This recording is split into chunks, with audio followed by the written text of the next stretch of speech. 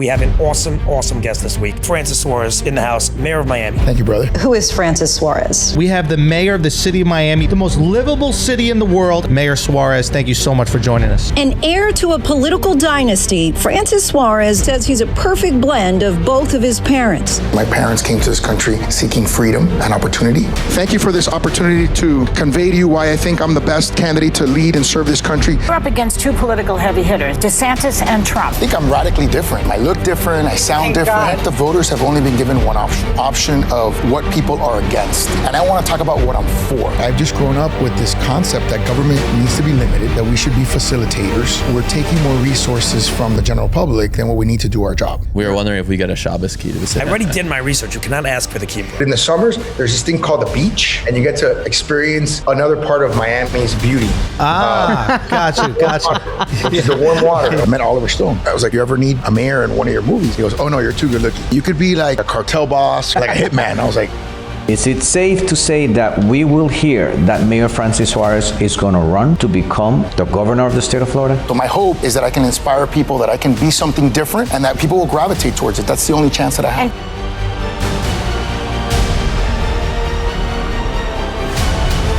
Everybody, welcome to another episode of Mislabeled. Appreciate everyone tuning in.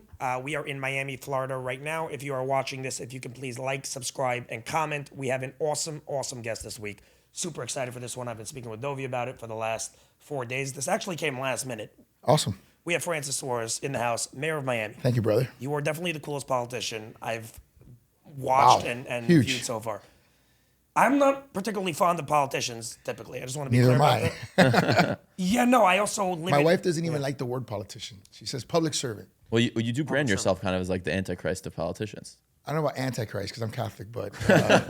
well, it's a Jewish... For the next hour, you're got to be Jewish. You know, it's interesting because I always tell my Jewish brothers and sisters that, I follow a Jewish carpenter. So... Yeah. It's so funny. The reason why I said, by the way, before, just to clarify, by the way, I'm not fond of politicians. I live in New York. And it is honestly, for lack of a better term, it's a shit show. They seem to wake up every morning. That's a technical term, right? Yeah, exactly. they seem to wake up in the morning every morning and figure out how they can make things worse over there. So government's not supposed to do that. So I was listening to you talk, and I'm just like, it's not even, not to be disrespectful. You're not saying anything particularly novel. You're more you're just saying common sense, and that's like. I don't think anything I'm saying is particularly novel. I think the story starts for us for my parents in Cuba. Right, my dad came to this country at 12 and 7. And they were basically kicked out of their country of birth because a leader there said, give us all your businesses, give us all your property, and we'll make everybody equal. And he did. He made everybody equally poor and everybody equally miserable. And so that's government taken to its most extreme limit. And I've just grown up with this concept that government needs to be limited, that we should be facilitators, that we're often obstructionists, and that we're taking more resources from the general public than what we need to do our job, right? Which has a limited competency level, right? So, we try to do the minimum number of things well. Like I always say, I keep it simple. We keep taxes low, we keep people safe, and we lean into innovation. That's what we do. We like to keep it simple and execute at a high level on those priorities. I want to get into all those things. I did have one specific question that I was wondering. I was actually talking with Dovey about this yesterday. And your dad was... I like the hat, by the way. Well, yeah, I figured I'm wearing a Knicks t-shirt, Miami. I love Balance it out a little bit. Yeah, thank you for that. Listen, you guys stole LeBron to South Beach, so... Listen, I grew up a Knicks fan my whole life, and there hasn't been a lot of years where you could be proud to be a Knicks fan. So now that... Well, you have to understand, for us, there's a history there, obviously. With the Heat, and Pat Riley coaching the Knicks, and then Van Gundy coaching the Knicks, and him coaching... and you guys got our number last year, so I'm a little sour about that. We've had your number a few years. It's not... It's all you good. guys do that, yeah, LeBron, yeah. You had our number for a few... You had our number for a few years, We got to get into that later. I was telling you we should get into that. I wanted to, because Miami specifically, sports is a huge part of the culture. Enormous. I was talking about that recently at a conference. Yeah. Do you mind if we jump to that now? Yeah, please. There's no format. Yeah. I'm wondering, like, if there is there anything more to it than like sports is fun, it makes the city money, it gives us jobs, or is there's like, do you find that there's like a much more deep psychological connection to I wonder if there's... I do think it's deeper than that. There could be that there's studies done that like cities perform better, like following the Super Bowl, stuff like that. I don't know if it goes that deep, but I think the depth of it is based on the reality that our world, our society is going to a more what I call an experiential economy. Some people call it the knowledge-based economy, digital economy, whatever you want to call it. But I think people are putting a premium on experiences, right? And they're putting a premium, and that's why they watch podcasts, right? I think they're getting a lot better content oftentimes from these forums than they are in the traditional forums. You could do long form, you know what I mean? You can get into topics at depth. I mean, there's a lot of great reasons why you do it. I created my own podcast as well. Right. I don't know, maybe I'm one of the first. We're tracking similar. I'm a law school dropout that became a comedian. So there you go. Some would say I'm the same. Anyways, but I've been a practicing lawyer for a long time. So, look, I think I think when you want to create a premium city, you want to create premium experiences, and sports is so intertwined with not just creating experience in the moment, but it's generational, right? Like I'm sure you grew up a Knicks fan. Maybe your parents were not. I don't know. Complicated. My dad's Canadian. Okay, so it's a little different. Basketball. But in our case, you know what I mean? I remember 1985 when, the Chicago Bears were undefeated, and the Dolphins were the only undefeated team in history, 1972 Dolphins. Dan Marino. And I remember seeing that game, and Dan Marino won that game, right? It was the only loss for the Chicago Bears to maintain the integrity of that streak. So those are things that as a kid you never forget. Yeah. And, going to games with your dad, with now, my son, who's 10 years old and is now getting into sports, it's cross-generational, right? So I do think, I am proud of the fact that we're, I think, arguably the only city that has all the sports, including Formula One and the Miami Open, which is kind of like the 5th Grand Slam, right? So, I don't think I've kind of analyzed this, I don't think there's any other city in America that has all. There's only 3 cities in America that have Formula One, right? It's now Las Vegas and Austin that have Formula One. So that's kind of like cherry picking a little bit. But I do think it's intertwined. I don't think it's a mistake, or I don't think it's a coincidence that we were ranked the happiest city in America, and we have all the sports. So there's your artifact there. I think it happens to be for me. There's certain eras of life that just happen that are just the funnest. They're like life is a little bit broken down. Like you had for me, the Donald Trump era is just excitement. It's just like chaos. That maybe not a good thing. People may not like that at all. But it's just like a reality TV show to me. And the LeBron Wade 4 years, I was so tuned in for that. Right. And that was not just so much a fun. Sports phenomenon. Like the city welcomed them like diplomats, kind of.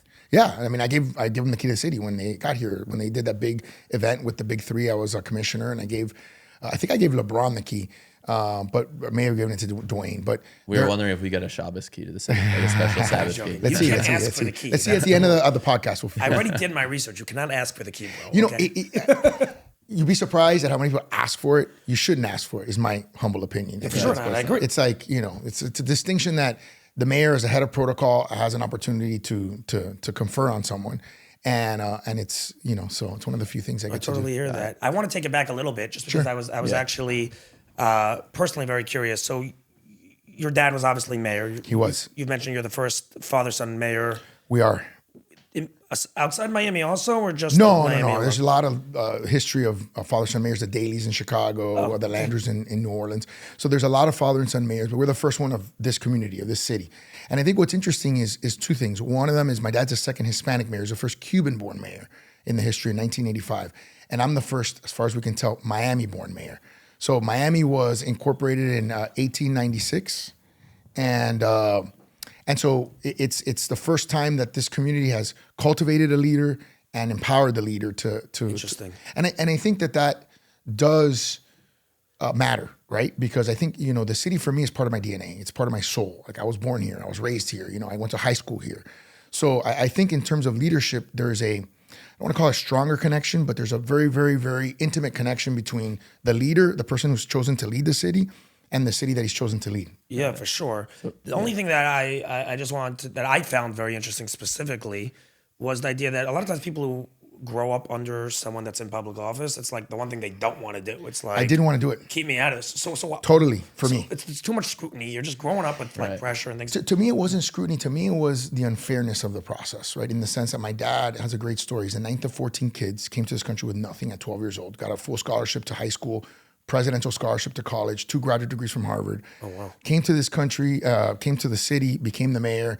And then he was, he had a time where he was getting like excoriated and brutalized by the press. And I just found it so fundamentally unfair, being his son and seeing it from an insider perspective, but not the person, right? And I just saw the fundamental unfairness of it. And when I was young, I was like, I don't know that I want to be a part of this. Like, it just seems so unfair. It seems so wrong. Nobody really, now we have more opportunities with longer form podcasts to talk about things at depth.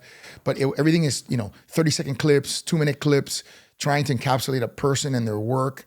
It just felt very unfair to me. And I sort of backed into it when I was married, had a small business. I was living in my community. And I don't like to live in regret. That's like one of my big things. Yeah. And so I never served in the military. That's something that I would have liked to have done, to give back to this country that's given me everything. Why do you think it never happened? I don't know. I didn't come from a military background. Sometimes, I got involved in politics. My dad was in politics. I don't know. I think there's something to that too. But there's something extremely patriotic about Cubans in general that come to America. We are. Because they like America. We fundamentally, we love America. And we think this is the greatest country on the planet. Republican than other immigrants. We have a tendency to be more Republican. But I think we just love this country. And we find this country to be the best beacon of opportunity in the world. And we're not afraid to say it. We're not ashamed to say it. I think some people, for some reason, are constantly apologizing for this country. We don't. We're not saying it's perfect. No country is perfect. No place is perfect. No city is perfect. But we fundamentally believe in the principles that made this country what it is. And we're not afraid to say it. And so for me, having been born and raised in this community, I really felt a sense of obligation. And the city was in a tough situation, 2009. It was basically bankrupt when I got elected. We had a looming deficit that would have bankrupted the city like almost immediately. And today, we have the highest bond rating ever. We have the most reserves ever.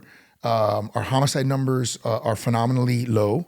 Our homeless numbers are very low. So it's a pride, right? Like when you're from here, you're creating an ecosystem and you want to have pride in the ecosystem you're trying to develop. I watched you say something that hit me. Sometimes you know things, but then someone delivers it in a specific type of way. And you were talking, I watched the Nelk podcast, which you were on, among others. Those guys. And they're great. Shout out Steiny, I love you. But by the way, he's been running around talking about the fact you gave him the key to Miami to everyone. That's like his way. Every girl that he meets, he flexes on them with the key. He's like, "You want the key to Miami?" And every chick. Anyways, the idea is that that was a mistake. I'm sure there's a lot of my critics that will say I've made a lot of those mistakes. That's how it goes. All right, everybody, want to take a quick second to give a big shout out to our sponsor for this episode, CubX. CubX is an IT company that personally does my own IT. I've also recommended these guys to at least 7 close friends of mine that have very successful companies. They have all come back to me and said things that these guys are second to none. This is not a company that when you call them, you have to wait on hold for 25 minutes. This is not a company when you get through to someone that doesn't know exactly what they're doing. These guys are top notch. You call them, you get through in 60 seconds. You can get right back to work. For me, that's the number one thing. When I have a technology issue, I don't want to be waiting on hold. I want the problem fixed immediately. These guys are incredible. Specifically, they operate and focus on people with small businesses, 5 employees or more. They also have companies that are on staff for 500 plus employees. They're very, very big in the healthcare industry. If you want to reach out to them, you can hit them at 732-444-8771. Press 2 to speak to someone in the sales department. You can also email them at hello@cubx.com. That's hello@cubx.com, or you could check them up on cubx.com. That's cubx.com. Again, my personal endorsement, wouldn't give it. I'm an impatient motherfucker, as everyone here knows. If these guys weren't the best, I wouldn't be recommending them. Give them a call if you are not happy with your current IT company or started a company and need a great IT company. These guys are the people. All right, back to our episode. I lost my train. Oh, I was watching on the Nelk podcast, and you said, you're like, everyone talks about these things as numbers. He's like, These are not numbers. These are people. Like, these are human beings that we have been able to change their life. You're saying, I've been fortunate to be able to help them. Right. Yeah, and I'll give you an example. I do believe at some level in objective criteria, right? Like saying hey, this is objectively where we're at. Some people call them KPIs, key performance indicators or whatever, right? But I do think, and I had one time I was saying, my KPIs or what we've accomplished as a city. And I had a reporter that criticized me and said, "Oh, those are talking points from a failed presidential campaign." And I was like, okay, that's one way to look at it, you know. But the other way to look at it is to say these are human beings. You know what I mean? Like if our homicide rate is at a 1940 below the 1947 low, we had a third of the population. That means that we're saving lives. That means that people are living in our city, or people feel safe to live in our city or move in our city and prosper in our city. And those are not talking points, right? Like those are real people, and those are real statistics that matter. Right. Yeah. Yeah, I wanted to get back a little bit more into like the father-son relationship, because you did mention that was something I was specifically curious about. Like obviously, like growing up in that fishbowl, media is not always nice. I'm sure they weren't always nice to your father. Definitely not always so nice to you. No, it's okay. It's part of life. I mean, it's not okay, but it's okay. Right. But you're also a very family-focused person. You speak about your kids a lot. You speak about different the effects of technology on them, and so you're obviously very mindful of that. Is that something you're nervous about for them, like just like bearing that weight? So it's interesting. I'm nervous about it. My wife is significantly more nervous than I am, and to me, it's a catch-22, and I'll tell you why. My son's 10. He just turned 10, and so on the one hand, you want him to embrace technology. You want him to understand and thrive in that technological environment, which is where I think the world is going, from highly industrial to increasingly digital. On the other hand, you don't want him in the metaverse all the time. So I'll give you an example. You know, I'll come home and my 5-year-old daughter will literally sprint to the door and give me a huge hug. My son is playing Jurassic Park World on his TV, and to get him to pause it, I have to literally walk up in front of him and say, hey man, I'm here, pause the thing. You know what I mean? So I'm trying to teach him like, okay, this is not going anywhere, right? Like what's on the screen's not going anywhere, but your dad's home. So pause the TV, go over, give him a big hug and a kiss, which he does. He's super sweet. He's the sweetest kid. But yeah, no, it's. I think it's going to be, now you see the Oculus goggles from Apple, right? Like these crazy with that. Crazy. That so shit like is nuts. you start thinking to yourself, man, how long are these kids going to live in another world, in an alternate world? I'm sure all you guys saw Ready Player One, right? Have you guys ever seen that movie? No. Oh my God, you guys got to see Ready Player One. Oh, is that with Dave Franco? I don't know what the name of the actress, but yeah, maybe. Okay. Anyways, it's basically the whole movie is about the future, right? And everyone is basically living in the metaverse, essentially, right? And so the interesting thing about it is you can be anyone you want to be, you know, whoever you want to be, which is democratizing at some level, right? But they're not living in the real world. It's not living in reality, right? And reality basically in this movie is has basically crumbled. And everyone's living in this perfect world where you can be what you want to be and do what you want to do. So it is a little bit frightening to see where the world is going. But as parents, I mean, I'm sure our parents were frightened by some of the stuff that we're going to be doing with the phones and all that. I just wish at this point everyone would come onto the same page and at least agree that where technology has gone, is continuing to go, is extremely damaging to mental health. Like, let's just agree on that premise. Because there's still I still hear like... That's my wife. My wife is really into that. Like my wife will say, and my wife is with my son and my kids significantly more time than I get to be. And so she'll notice little behavioral things in him that she can tie back like directly to excess usage. You know what I mean? And so I always like defer to her, you know. But yeah, I hear it used to be, I mean, just also for girls, body image stuff, or even guys, like, well, you know, used to be you competed with 20 people, you know, in your class. Nah, it's fucking ridiculous. See, and it's all filters. It's all not even real, most of it. Yeah. Everyone has a better life. It's just, I don't think our minds are meant to be stimulated to that degree. Yeah, it's just too much. Yeah, I mean, again, it's a new world. We're going to be in it, and we've got to adapt, and we've got to figure it out. That I agree with for sure. And I'm also big in, I'm sorry for interrupting, but I'm also big on health in terms of fitness. So one of my big initiatives. That's clear.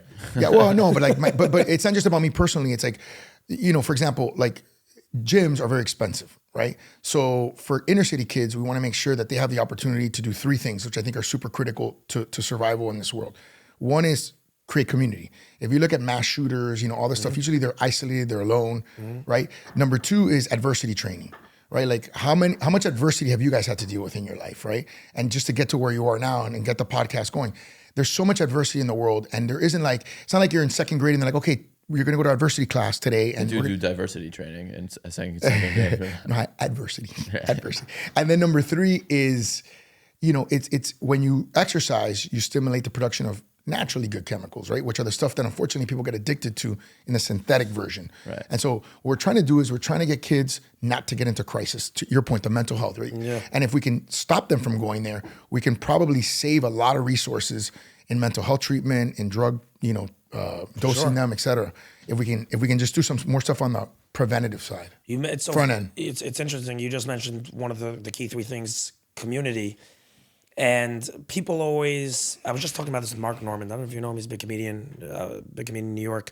And we were just talking on his podcast about people, there's conspiracy theories obviously about Jews and their influence on the world because they're very successful and they're a big minority, just generally, And I was talking to him, I'm like, people think it's just a random thing. And like, there's a very clear recipe to the success, like very clear. Sure. And community is definitely one of those like top tier things. Like I think the Cuban community has a very similar sort of reputation, if you will, right? Where we're very family oriented. We care about education. We play by the rules, and oftentimes those fundamentals lead to success. And so, I mean, like you said at the beginning, it's not rocket science. It's sort of the fundamentals. It is common sense, right? Yeah, just do those things like discipline, consistency, exactly. over work and hard. over and over. Yeah, work hard. Yeah. Yeah. I think it definitely plays into, like you said, Miami's ranked one of the happiest cities. Healthiest and happiest. Well, the fact that you're able to exercise outside is probably plays into that in a major way. No doubt. The studies between like cardio and mental health are 100%. And like for us, like people ask me like, how did we get to a place where our homicide rate this last year was lower than it was, in 1947, we were a third the population. And I say, well, we have the lowest unemployment in America. Right, that's a statistic, but that it impacts real people's lives. 90.5% of our residents are working, according to the statistics. We have 1.5% unemployment, and we have the highest wage growth in America. So since 2019, we've grown wages by 138%. So my thing is, if you're happy, you're healthy, you're working, what are you not doing? You know what I mean? You're usually not doing something. Excuse my ignorance, but why are you, first of all, competing with any other cities in the country as far as where you're accomplishments are, and why isn't why is New York City not doing these basic things? And I have to deal with all the bullshit that comes with their stupid policies. Like, why would they not try to do these things and improve the city? Well, I don't like to criticize other cities only because I'm a mayor. You know what I'm saying? No, I can do it though. I'm not. You can do whatever you want. My view is this: I was blessed to be president of the U.S. Conference of Mayors, so of all the mayors in the United States, for a year and a half. And my view was, I'm going to try to lead by example. Right, I'm going to put forth what I think is the prosperity platform, if you will, or the best formula for success, and hopefully, other cities will emulate that. And that's all you can do, I think, at times. Unless someone calls you on the phone and says, "Hey, what's your advice?" And I did get that, by the way. I got calls from chambers of commerce from Pittsburgh one time. I got a call from San Francisco Chamber of Commerce. I got a call from Tampa. So whenever I would, or YPOs that come and see me. I tell them I'm very transparent about what we think makes us successful, and I think it's a model that can be replicated. I don't think, like you said, I don't think this is rocket science, to be honest with you. Yeah, I mean, it's tough when like everyone. I mean, it goes. I'm sure you're aware. The Jewish world, especially during COVID, from New York City. I mean, the amount of people that moved and have been moving from New York City. I'm very familiar. Obviously, we are with the Orthodox community, specifically in New York. Yeah. There's a lot of them. And the amount of people that moved from New York here to Florida and are continuing to do it. My brother moved here 2 years ago. My sister moved here 3 years ago. My little sister moved there a year ago. Like literally, like 3 siblings. I'm one of 10. So there's a lot of us. I'm not 14. 10. I'm not like your dad, but yeah. Still, I mean, they're double digits. Yeah, once you hit the double digit game, it's a different ball game. Different ball game, totally. Yeah. Let me just say, can I just touch on that real quick? Which is, I think, obviously taxes is a big reason, right? Like if you're paying an extra 14% in taxes, you can't deduct. You said you were looking to make it tax free entirely. Well, that that's a hope, right? That's an aim. But taxes is a big factor. But I think the other thing, particularly for the Jewish community, is I would argue this is the safest place on earth for the Jewish people. You know what I mean? And I would say that because we don't see a lot of the hate that that is perpetuated in other cities. I'll give you an example. I mean, we had pro-Hamas, protesters trying to protest my, Christmas tree lighting, but it was like 20 people. You know what I mean? It wasn't like this massive, rallies. Tens of thousands, hundreds of thousands of people on the streets. So I think I think people know who we are. They know we're a community that supports Israel. We started flying the Israeli flag half-mast. It flies out there right now since October 7th. We've done so many initiatives. I mean, I go on and on and on. We bought $20 million of Israeli bonds, which is the most allowable under the law. Israeli business owners are a huge part of the economy down here between the clubs and the restaurants. And it's not just business owners, but it's members of the faith-based community. I mean, I get calls from the shuls, from the Chabad rabbis, from the synagogues. Anytime that there's an incident, let's say somewhere else in the country, we provide police protection for those, for those physical places, for those institutional places. Even ones that happen outside Miami, you're saying? No, what I'm saying is that when something happens outside of Miami, They'll protect. so that there isn't like a yeah. repeat incident or whatever, we protect our the valuable assets that we have, including the shuls and the synagogues and the people, because we don't want to see it being repeated here. And I think people have a real strong sense of safety as a result. Yes, I mean the idea in general, not just Jews from a business perspective and the safety perspective, like you're saying, are flocking specifically to red states. No question, and Florida's without doubt the number one place that people are coming. There's No doubt about it. Miami specifically is massive. Yeah, I would argue that. People are. I mean, of course, all of us, like we're still single and older, like we're a little bit on the fringe. We're definitely involved. Don't get me wrong. There's.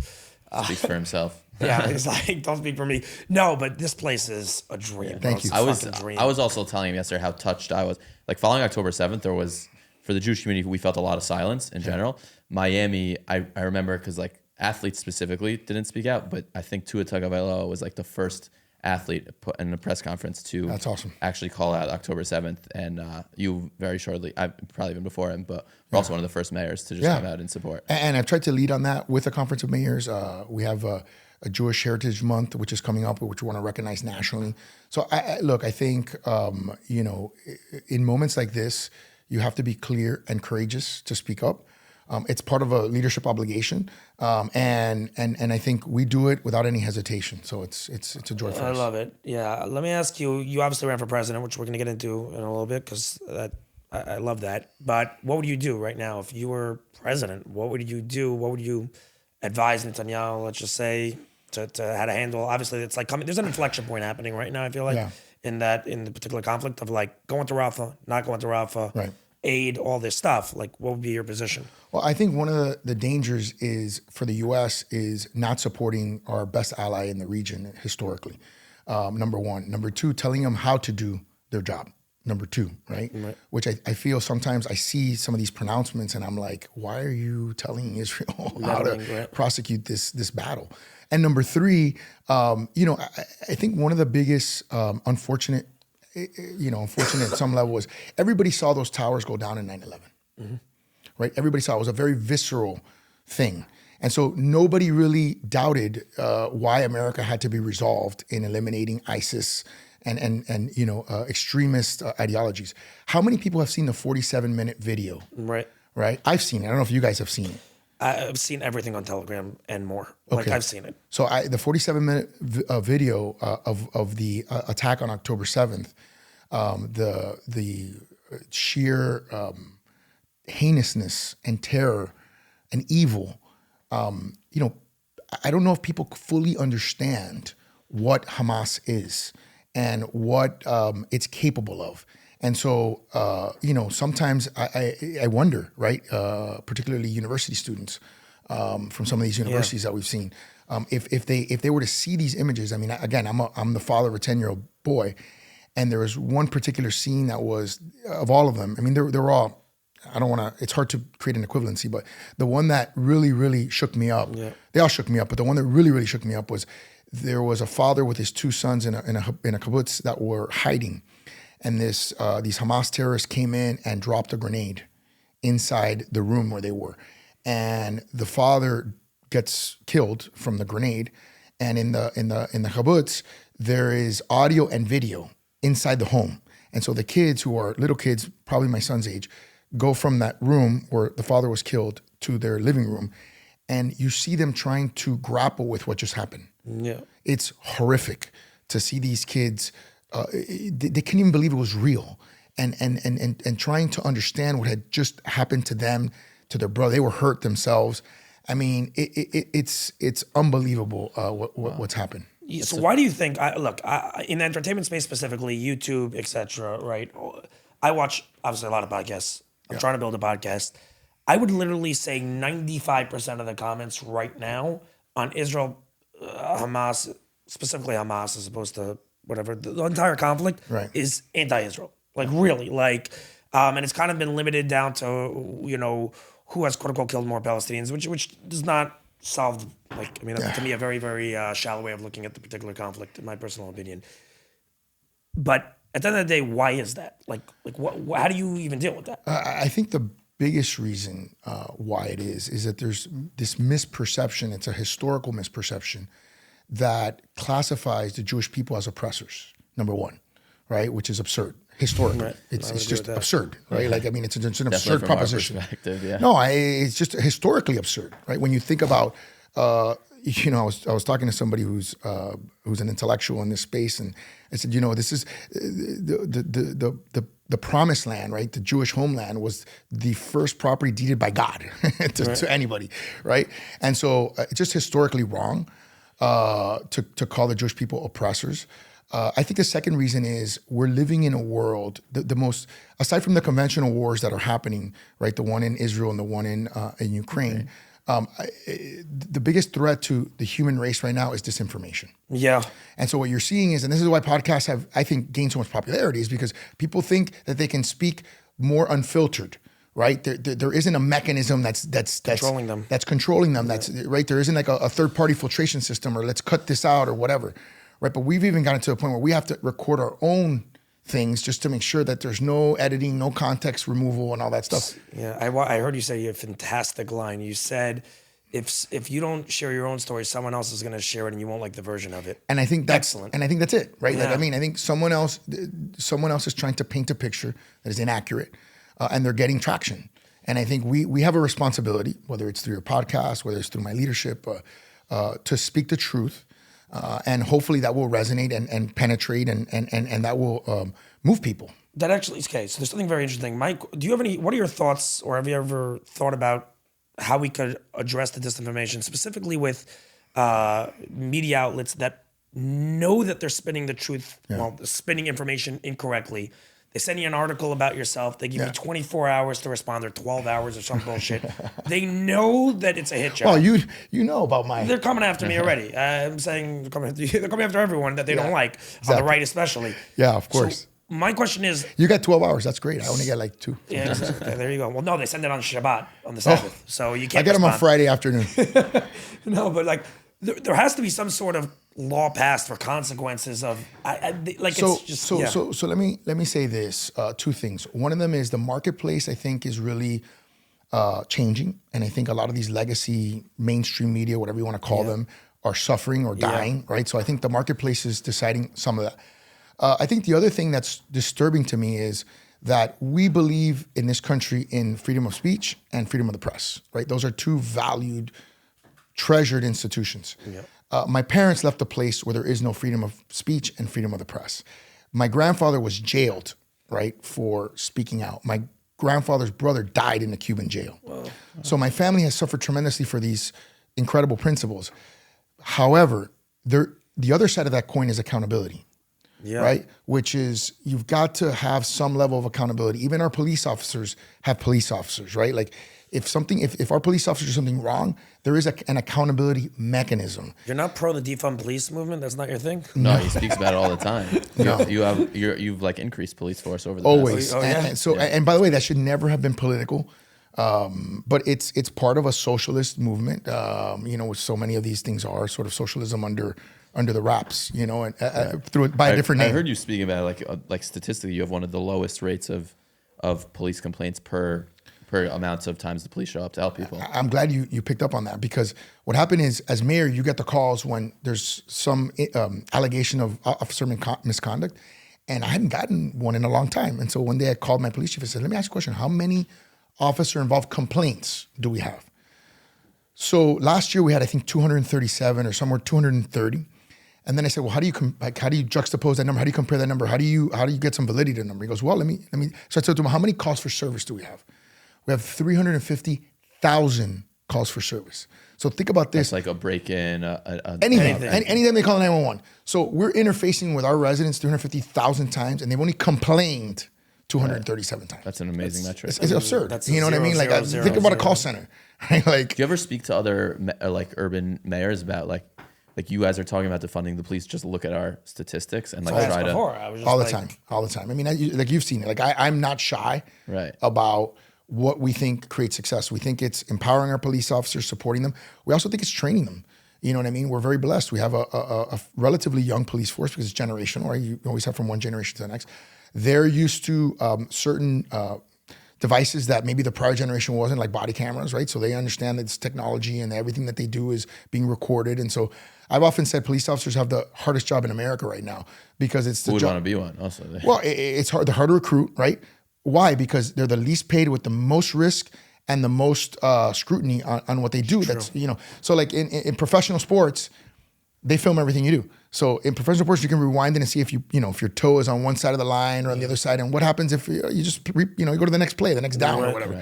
Right. In policing, that's not what happens. Right. You can go to jail, and so we don't. I don't think we've totally fully baked in this idea that if you're a police officer, you're not just putting your life on the in risk. What someone can do to you, you're putting yourself at risk with what you do in interactions, right? And so.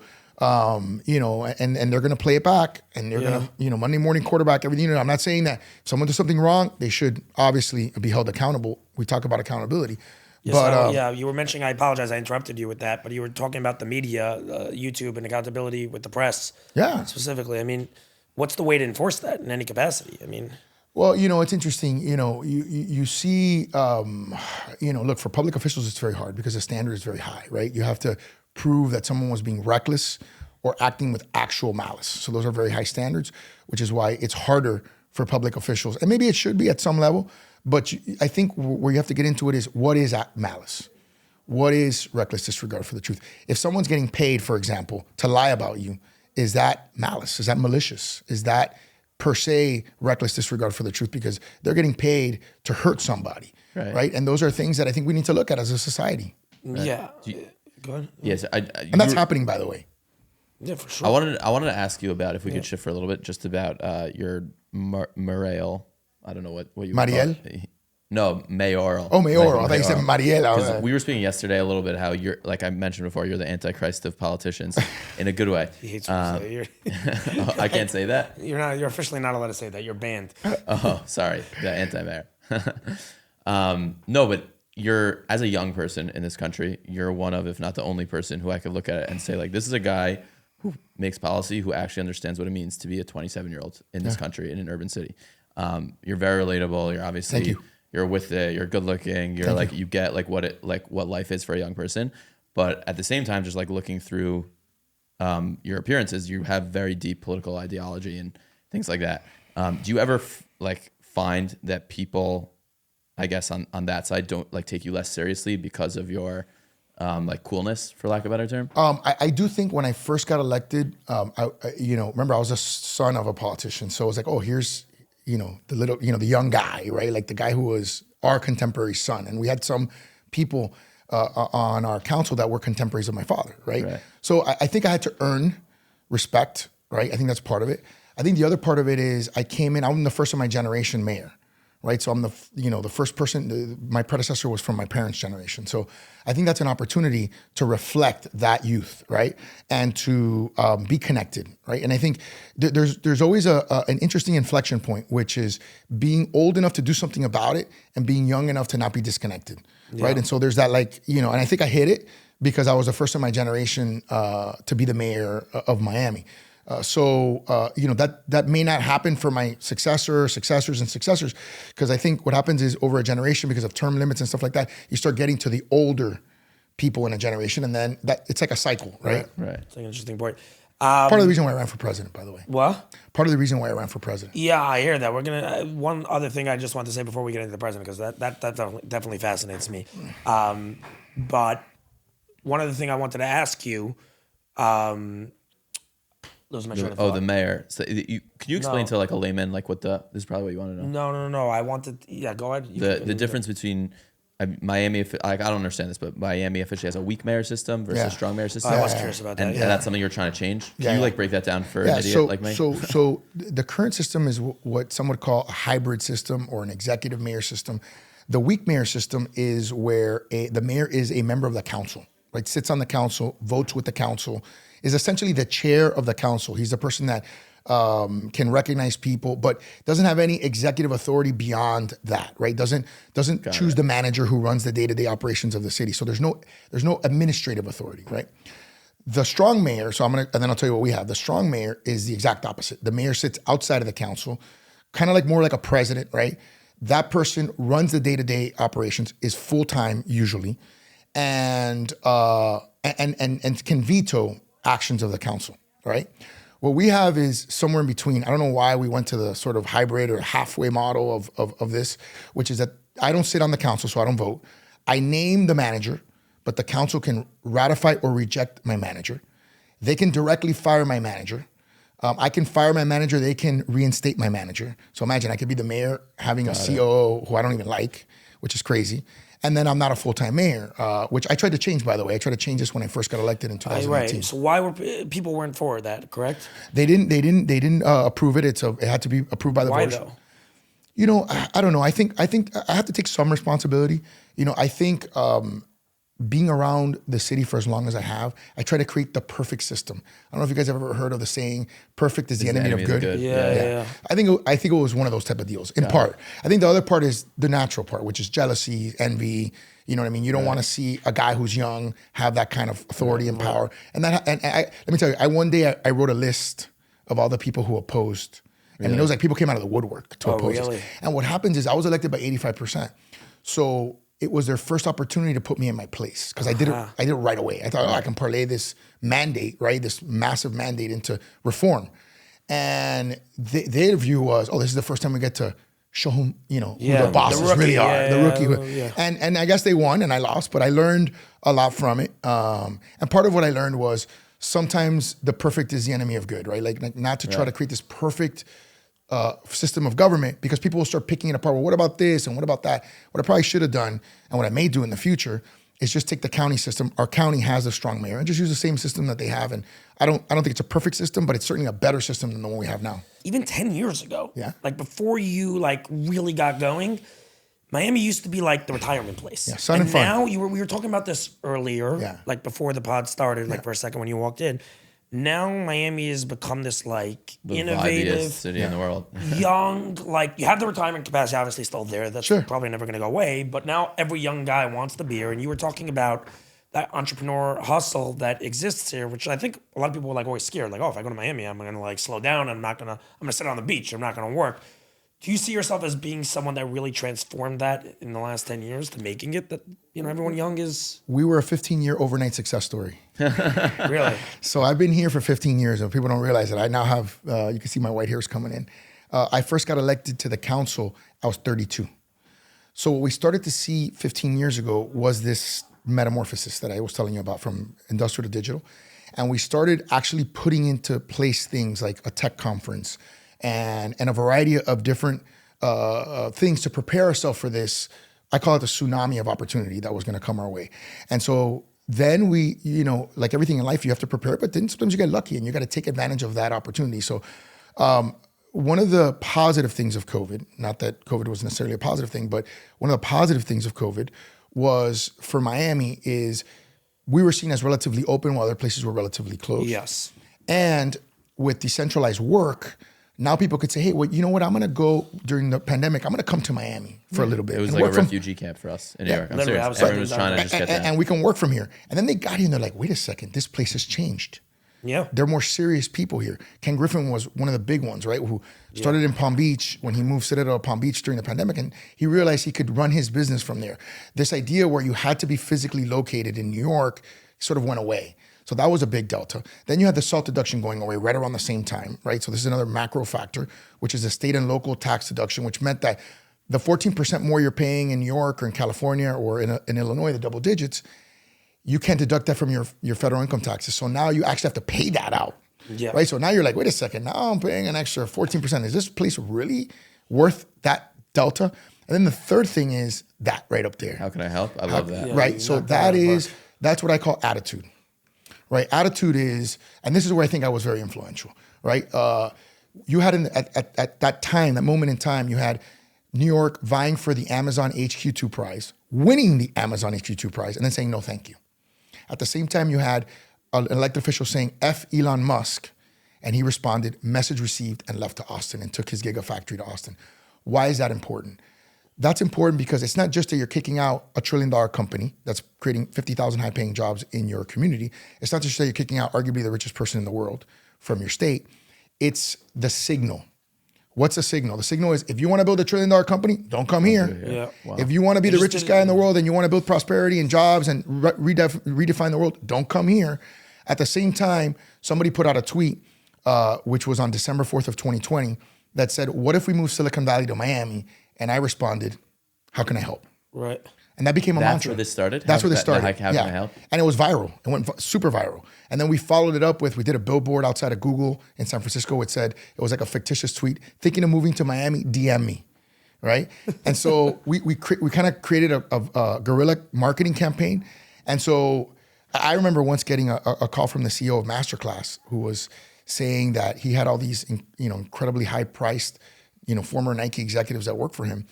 And he was, spitballing ideas. And they kept talking about this viral campaign from a mayor of Miami. And they're like, why am I paying you guys all this money? Why don't you just go talk to this guy? And he called me and we just, I think the power of social media, the power of communication, the power of virality is something that we've underestimated as a community. We took advantage of that. We created a different attitude. And that made all the difference for us. All right, everybody, want to give a quick shout out to our sponsor for this episode, Ice Shaker Incorporated. For those of you that have been following Mislabeled, you know that we had Chris Gronkowski on. This is his company. They were on Shark Tank, offered a deal by all 5 sharks. They have sold over 1 million bottles to date. Kitchen grade stainless steel, which does not absorb odor like all plastic bottles do. If you are a workout junkie, this product is for you. Third-party tested. Will hold ice for 30 plus hours and keep your drink cold. Additionally, this is customizable for all employers for their employees and can make for a great gift for a friend. Turnaround time on custom bottles is 3 to 5 business days. To reach out to them, you can hit them via email, info@iceshaker.com. That's info at ICESHAKER.com.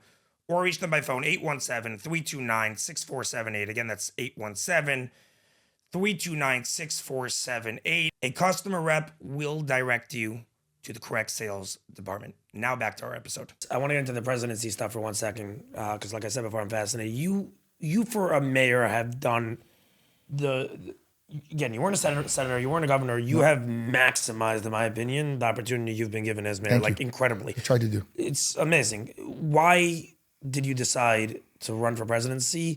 I assume between me and you didn't think you would necessarily win. I mean, we're going against Trump. He's a behemoth at the end of the day right now. But I am curious, A, why you ran, and B, how many people run not for the sake of necessarily winning, but to position themselves for a future run? So let me answer A and then the B. So A, I ran because just like when I ran for mayor, people don't realize this. Before I got elected by 85%, I ran 4 years earlier in 2013 against the incumbent who was from my parents' generation because I felt that Miami was ready for that transition, right? And maybe I was a little bit premature, right, in time. And so, but it was just my enthusiasm, my energy, my vision, and I felt now's the time. Like you can't wait, you know what I mean? Like time is our most precious commodity, our most precious asset. And so I did it. I ran a good campaign. We made a couple mistakes. I ended up dropping out of the race. My wife got pregnant. We found out on Father's Day. We had been trying to have a kid for 4 years. So it was like a big deal for us. And so I didn't want to risk the pregnancy. It was becoming a more difficult battle. And I decided to drop out. But it put me in the pole position the next time I ran in 2017. And you knew the mistakes probably. And I learned a tremendous amount. So what I saw as an opportunity in 24 was, and a lot of people have talked about this. This is not like, I'm not saying anything, again, it's earth shattering or particularly brilliant. 70% of Americans, according to the polls, were saying they didn't want to see a repeat of the 2020 election in terms of the candidates. And so I saw that as an opportunity. And I said, we've built something here in the city that's remarkable in my opinion. And that has to be scaled, right? The decisions that led to our prosperity are the same decisions that we have to make nationally, right? We have to get our debt under control. We have to get immigration solved for this country. And we have to find a way to project America's greatness worldwide, right? And so those are the things that I felt that I had done at a microscopic level. And I thought if I was given the opportunity, the volume, Scale it. I could make that pitch nationally. I'll be completely honest with you. I did see a path to victory. I don't think you can engage in something so incredibly time-consuming, so incredibly all-consuming, right? If you don't really believe you can win. And I don't recommend that you do, by the way, because I don't. Sure, is in the back of your mind, maybe this could benefit you some other way. There's always a little thing in the back of your mind, but it was not the predominant factor for me at all. You wanted help. And I'll tell you a second thing. The minute I saw that window close was the minute I dropped out. Right. In other words, I dropped out right when I saw that path close. Because I have a job to do, and I have multiple jobs in the sense that I'm not only the mayor, I'm also a parent. You know what I mean? I'm also a father and a husband. And so I need to be here for my children. I need to be here for my community. I need to be here for my private sector activities. And so, I felt the desire to come back right away. And I also hope that could be an example to some other candidates who maybe didn't have it. Well, are you thinking of one particular person right now? Is that happening? No. One last thing though. So are you setting yourself up? Do you plan? I assume you plan on going for this again in the future if you still feel that you have opportunity. I think politics is very circumstantial, right? Like it's based on the moment, right? And a lot of dynamics that are involved in the moment. I can tell you, I learned a ton. Yeah. So if I were to do it again, I'd be in a much better position to do it. But I also think that nobody's ever ascended from the mayorship. Right. Sorry, I had another word. It's okay. No, it's an easy word to stumble. All the way to the presidency. Nobody's ever done that. Yeah. So I was trying to do something it never been done before, right? That was unique in time. So I think if I were to ever do it, it would probably be done through a more traditional path. Like build your way on the Like do something that gives me look. And I've said this openly. I mean, I've considered, and sometimes people hit me for this. I've talked about the possibility of running for governor in 26, which is the year after I get out of office. Florida. I'd love to see that duel. Yeah, Florida's a big but the governor's termed out, so he can't run again. Oh, yeah. So it would be. I mean, Florida is it's a 20 million person state. It's the third most populous state in the country with $1.5 trillion GDP and a $100 billion budget. So it's an enormous challenge to run an ecosystem of that size. And I think, anyone who's able to do it successfully could make the case, at least, assuming they have the right personality to run for president. Do you ever, like on a personal level, and I was telling you this moment, there was a really funny moment that you when you were on the PBD show where Andrew Schultz called in, and this I love Andrew Schultz, by the way. Yeah, he's a role model of mine, and he basically said to you, he's like, hey, when are you gonna hang up this like presidential shit and just like open a club? And for me, it's like I don't remember that. It's funny, but it's actually a deep question because like I love this how I can help because we get lost in the policies and just like it gets back to like the people, like what can I do to help? You've obviously done a lot. Is there a point where you're just like you could obviously you're a successful guy, you have a family here, you could have a good life and not worry yourself with. Is there ever a point where you're just like I did enough? Like I don't want to like. Why would you want to be president? Honestly, 100%.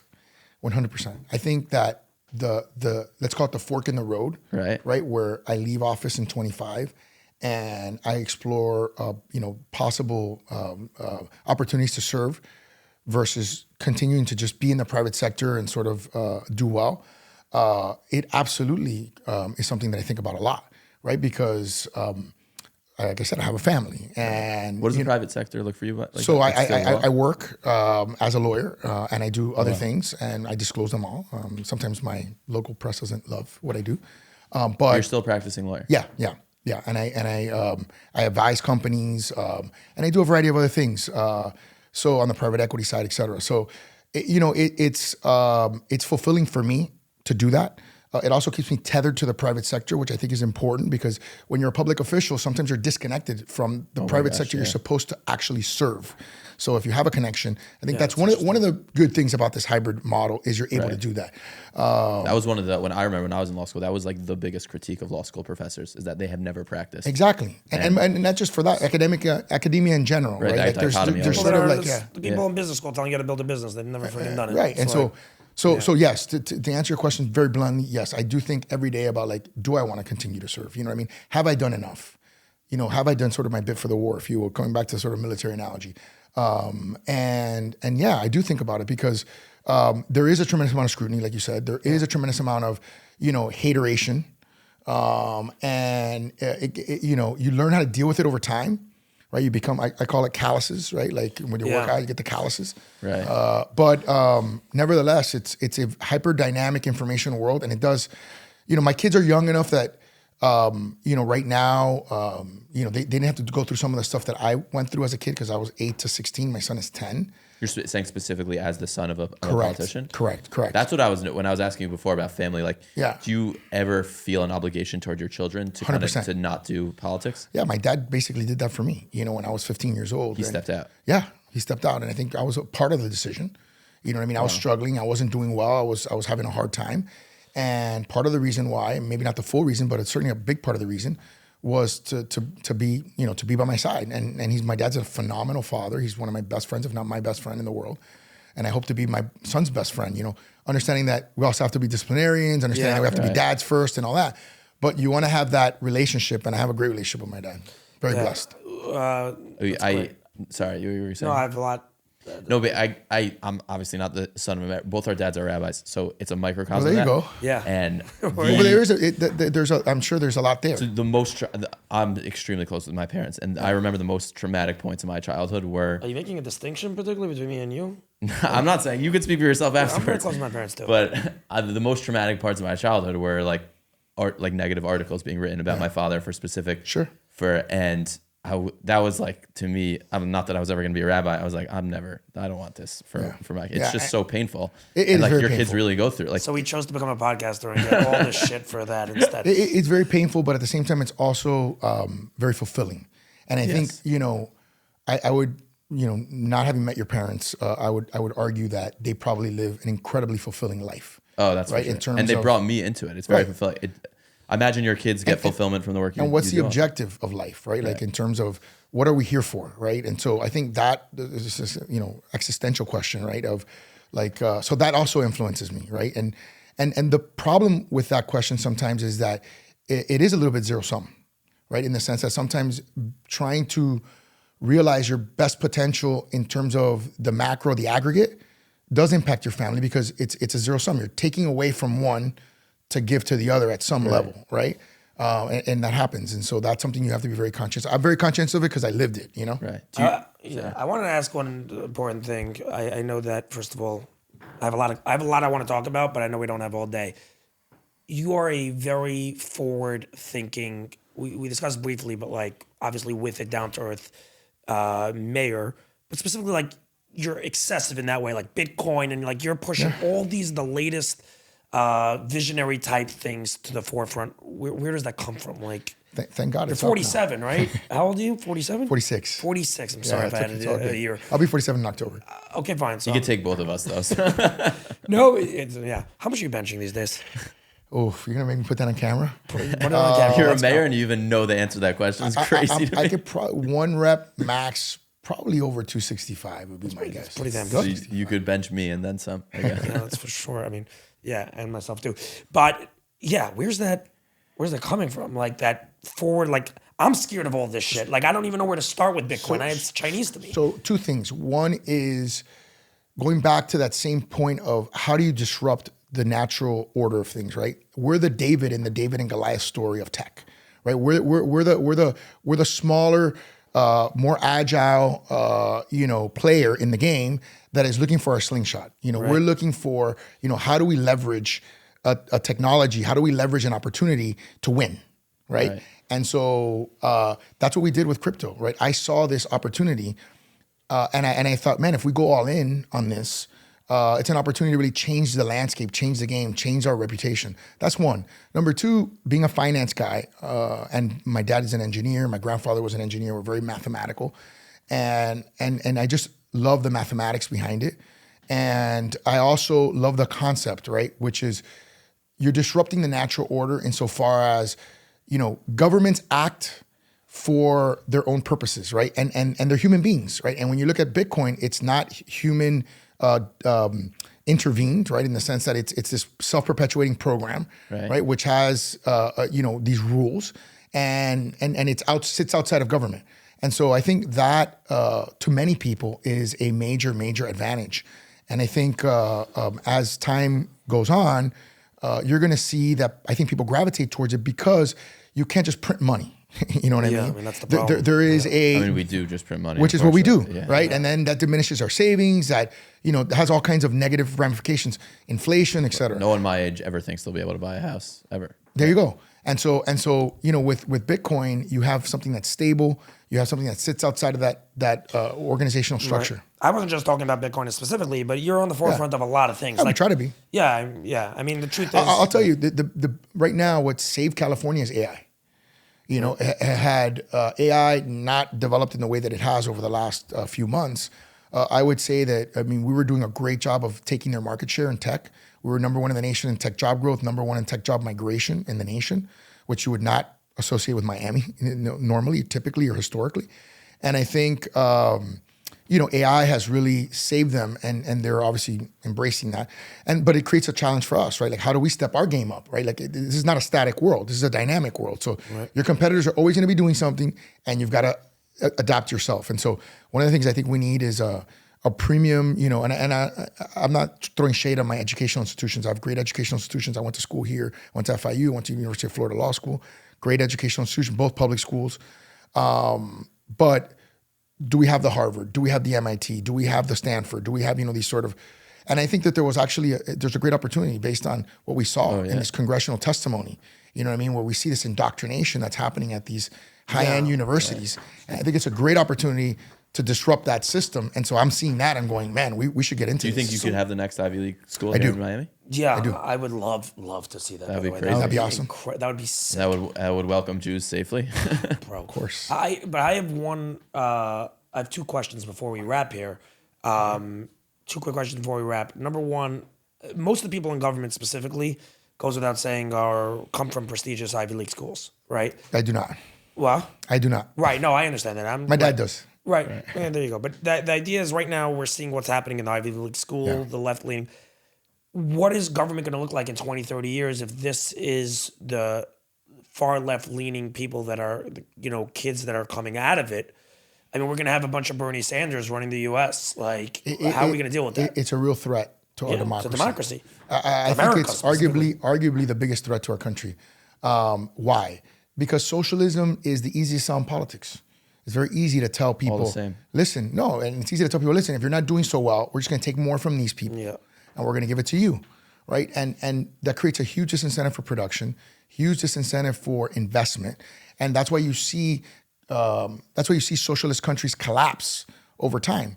Because my dad, who was the first mayor of Miami, double graduate degree from Harvard, maybe should have been the president of Cuba instead of the mayor of Miami in a democratic Cuba, right? So he was lost to that country because, you know what I'm saying? So that's what communism does. It's done it in Venezuela. Venezuela was one of the wealthiest countries in our hemisphere. Now 90% of the people live below the poverty level, 90. Okay, Nicaragua the same, and there's always threats, particularly in South America, and in the U.S. Like you said, there's a lot of these movements that go by different names. You gave a great example actually about everyone if they're in school with an A. Tell people that example is really funny. It is a good example. You say you want me to say? Yeah. So communism is basically if you go to school and at the end of the semester everybody gets their grades. And and the teacher says, look, I want everyone to be equal. So everyone's going to get a C. Well, the A students are going to say, I'm out of here. Because they're going to say, my work is not valued. My hard work is not valued. So I'm going to go somewhere where it is valued. The C people say, you know what? The F people are getting C's. I'm not going to work any harder than the F people. I have no incentive to work any harder than the F people. And the F people just don't do anything more different. Right? So everybody regresses to the lowest common denominator, and countries implode. I'm particularly nervous. I'm curious to get your thoughts on this. Is like, we obviously we're not socialists here, but like as America kind of certain states move more towards socialized healthcare, are we going to be doing the same thing in terms of innovations in the medical field? Are the people that used to become scientists and doctors going to be moving away into things they can make more money at? Well, let's use crypto as an example, right? So our decentralized finance is what I call it, right? So let's say now you can fractionalize investments in ways that you couldn't before. So let's say now most buildings that are built using two financing mechanisms, equity and debt, right? So let's say you can fractionalize the debt and the equity of a building that's going to be built in downtown Miami, right? So what happens is anybody can put $100, $1,000. You can buy any amount of Bitcoin that you want. Right. You can buy any amount of the debt or the equity in a building, and now you're getting the returns that come with that, right? As opposed to putting it in a money market account or putting it in a checking or savings account, which gets you almost no yield, right? So technology does have a democratizing impact on prosperity, and there's nothing wrong with that. We should, as capitalists, even doesn't mean we we don't check our compassion at the door, right? It doesn't mean that, for example, I want to be the first major American city with zero homeless.